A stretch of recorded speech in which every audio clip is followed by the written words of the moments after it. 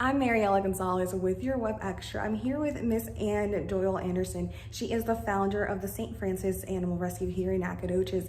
So today we are discussing about a new legislative law that will be going into effect next month, and it is the licensed breeder program. So Miss Ann, tell us a little bit about what this new bill will help for breeding facilities and just the general animal welfare that we're seeing that come from breeding. Mm-hmm.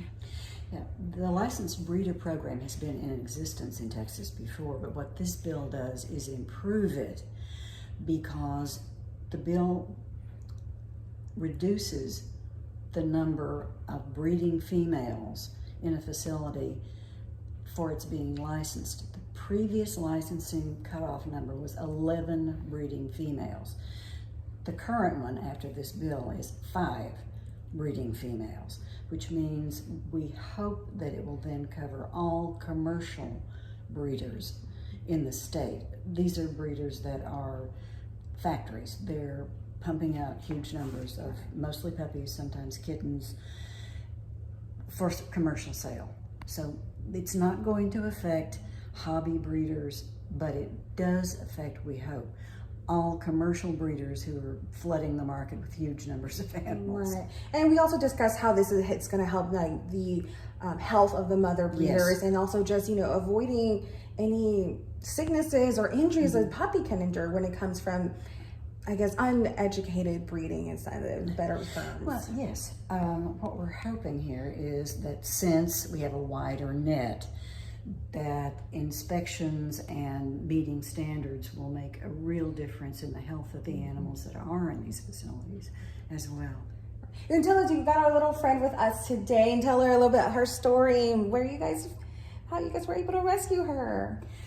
Her name now is Princess Muffet, and as we were saying a minute ago, she is a double merle, means 2 dogs with the merle color gene were bred together. When that happens, you get a dog that is white and quite frequently deaf and blind.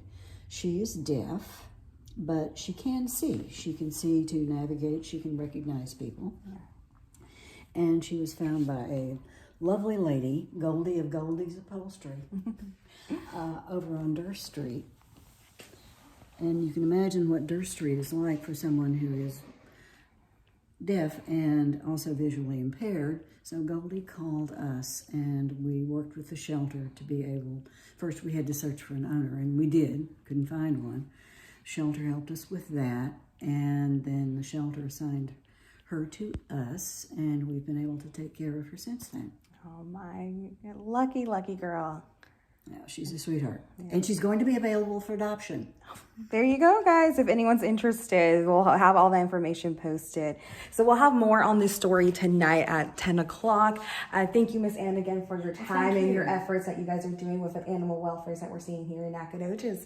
And remember, this law does go into effect for breeding facilities September 1st, I believe is what it stated. So anyone that has more than 5 breeding females, cats or dogs, they will have to be licensed, and but believe what we read upon it is that they can get fined if they're not licensed, if they don't comply with the new rules.